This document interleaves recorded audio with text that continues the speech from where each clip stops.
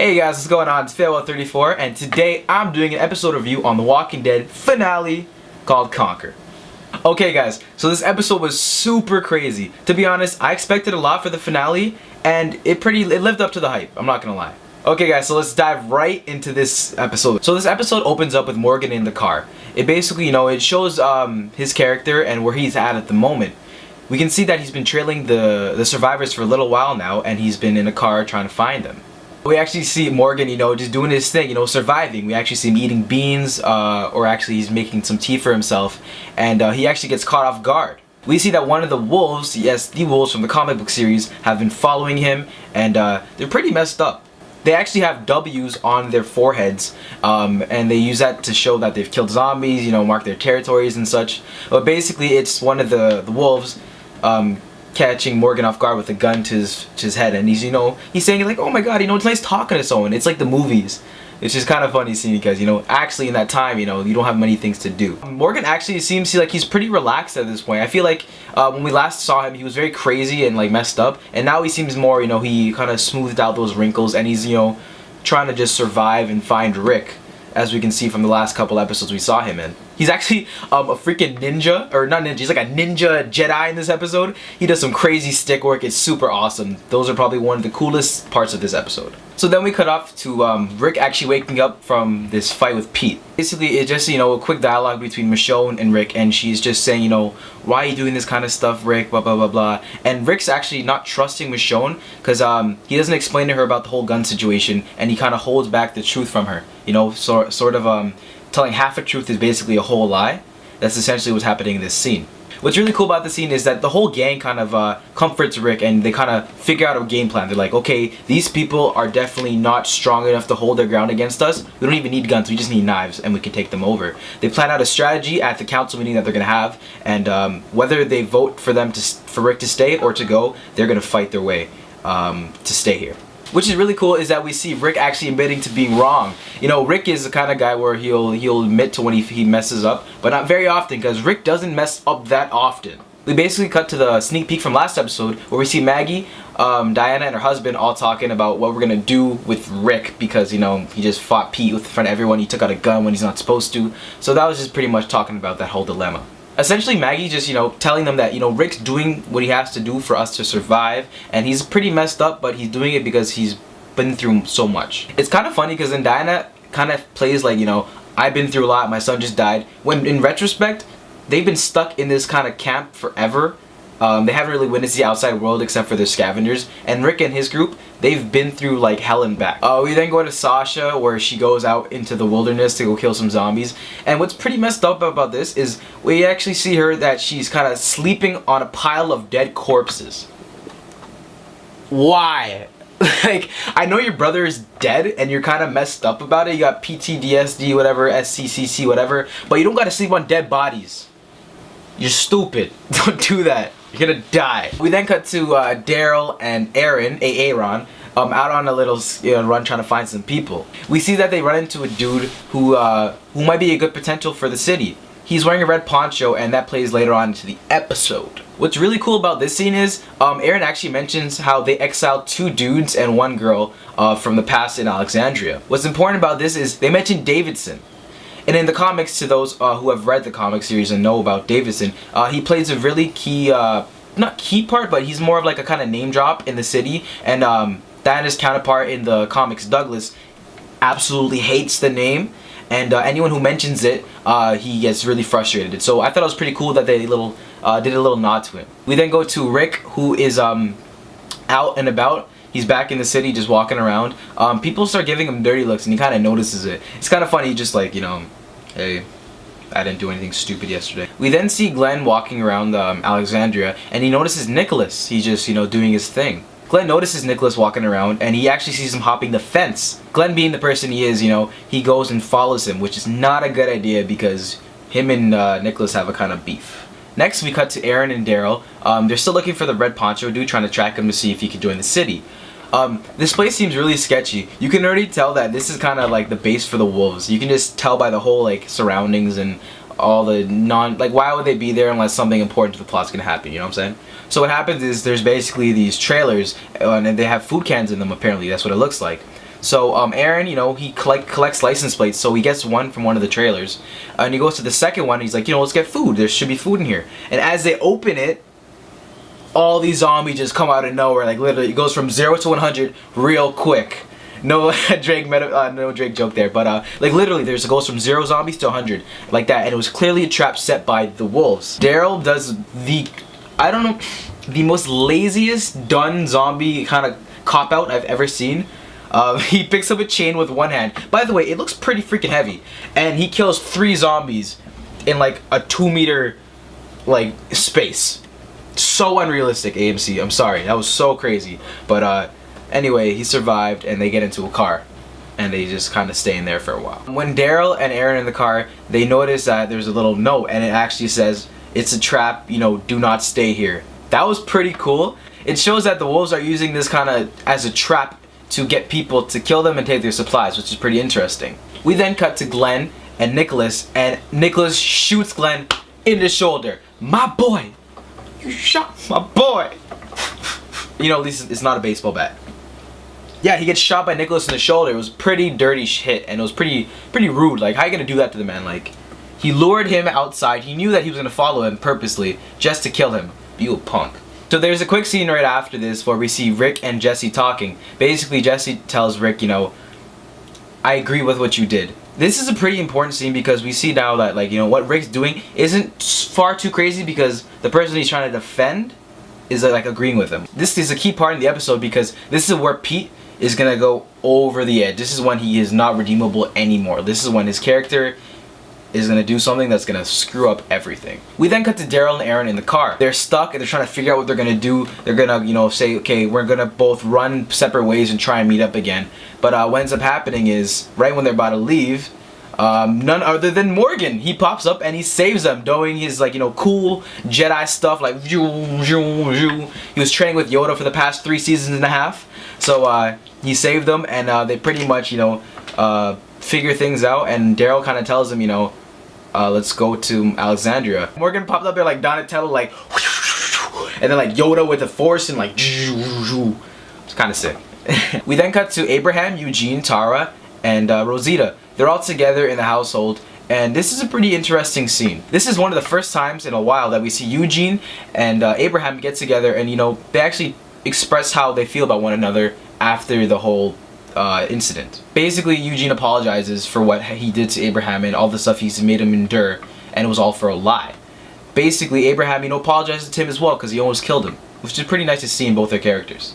Now we're going to Glenn and Nicholas. They're finishing their fight, basically. Glenn is kicking this guy's ass. He had the advantage, and he's still losing. I think that just goes to show how, like, unexperienced these guys are in just fighting in general in the zombie apocalypse. Glenn started out as a pizza boy, and now he's like a freaking soldier survivor. He's like, he'll mess up anyone.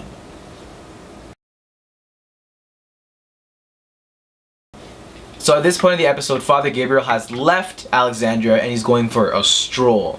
So Father Gabriel's stroll obviously wasn't a stroll. At first it appears that he's trying to kill himself, but then we later see that he kills a zombie instead, and then kills a man who's being eaten by a zombie who's still alive.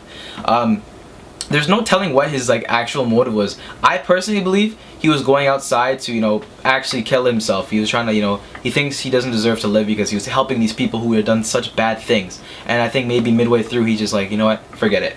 I'm here for a reason, let me keep going. So anyway, after that's done, he heads back to the community. So as Father Gabriel gets back, the person at the gate basically tells him, you know, we're doing our voting soon, we need to hurry up and go. And he says, alright. And the big mistake in the episode that leads to the ending is the guard tells Gabriel to lock the door for him. Do your job! Is it that hard to wait for the man to walk in afoot and then you can close the door? Like, it's not that difficult. But anyway, he does it for the plot, of course. And Father Gabriel closes the door, and obviously it doesn't fully close. I'm not too sure if he did this on purpose because he was distraught or whatever, but maybe he might have. We're not too sure, but I'm going to say that he didn't. We then go to Rick talking to Michonne. Basically, Rick tells her, you know, I didn't tell you about the guns and all that stuff because I didn't know how you're going to react. Maybe she was going to try and convince him to not take over Alexandria. But then this is a pretty heartwarming scene because we see that, you know, Michonne is saying that, you know, I'm going to be with you, Rick, till the end. Basically, you help me we're all family. We're gonna stick together no matter what we decide to do. It begins to get dark in Alexandria, and they're beginning to vote on whether or not Rick should stay or not. Everyone is there almost. Gabriel basically tells Sasha that I can't help you. At this point, the character is very distraught. He's really messed up in the head at this point. He just killed a zombie and a person who's been eaten by a zombie. He's not in the right mind state. Rick is walking around Alexandria, and he notices that the gates are open. Not only that, but there's blood on them, meaning that either people have come in or zombies have come in. Rick, being the soldier that he is and the survivor that he is, gets on his toes like that. He gets his knife and he's ready to go. He notices there's danger in Alexandria, and he takes out his knife and he starts killing these walkers. This leads to a really cool scene where Rick is basically trying to get his walker off of him, and like he's just stuck there trying to get him for like a good 5 minutes in the show, and then he ends up getting it, and there's like blood all over him by the end, and he looks like a badass. So what was really cool about the last 25 minutes of the show was all these things were kind of happening at the same time, and they're trying to tie in at the end. So as this is going on, as Rick's running around Alexandria killing zombies, we also see Father Gabriel and Sasha getting a little heated with each other, and they actually get in a fight, and Sasha ends up getting him at gunpoint. While this is going on, the council are voting on whether or not Rick should stay or he should go. What's really cool about this scene is we see all of Rick's group basically, vouching for him. They're saying, Rick is a great guy. He's done this, this, and that just to keep us safe, to keep us as a family, and he's going to continue to do that, whether you guys, kick him out or not. And he's going to, make you guys a part of the family and protect you. While all this is going on, we then go to the wolves, and we come back to them at their warehouse with all those zombies there after Morgan, Aaron, and Daryl have just left. Basically, they get the red poncho guy, they kill him, and throw him in the zombie herd, which is pretty gruesome. These guys are going to be a formidable foe going into the 6th season of The Walking Dead. The way that they kind of round up their zombies and just the way they just survive in the apocalypse is so different from what we usually see, so it's going to be really interesting to see them going forward. Back to when they're voting, we actually see that Jesse kind of, backs up Rick. So we're getting to see that she's actually not falling for him, but she's kind of understanding why he was doing what he was doing, because Pete is eventually going to go crazy, and that leads to what happens later on in the episode. We then go back to Glenn, who's fighting Nicholas, and he basically has him at gunpoint as well, and he's about to kill him. He wants to kill him. Nicholas kind of apologizes, says, I'm sorry, I was scared, and Glenn really wants to kill this guy.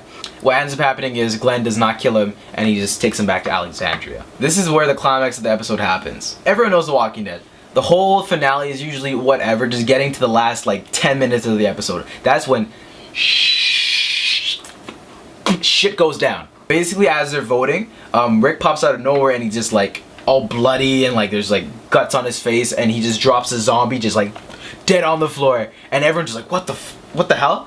And he pretty much explains that someone left the gate open. It wasn't him, and it's dangerous, and they need to be prepared. He then butts in and just he doesn't care what they're talking about. He doesn't care if they have voted him out already. He just goes up and tells them, "You guys are weak.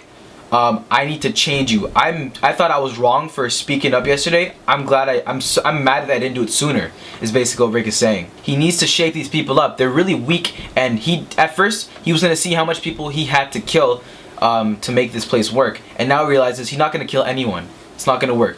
He's gonna change all of them to work around what he wants to build, what he's gonna make. While this is happening as well, Sasha is about to kill Father Gabriel until Maggie leaves the voting and goes to save him, which is just by chance. Okay guys, so now we get to the very climax of the episode. This is what all of you have been speculating on the internet, and people who read the comics knew this was gonna happen.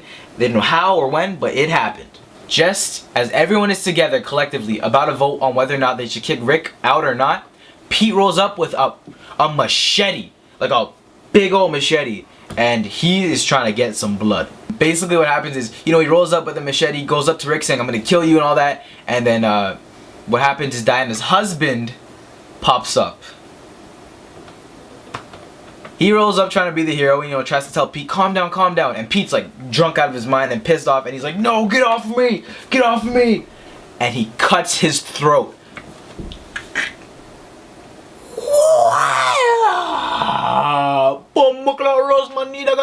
He killed the man.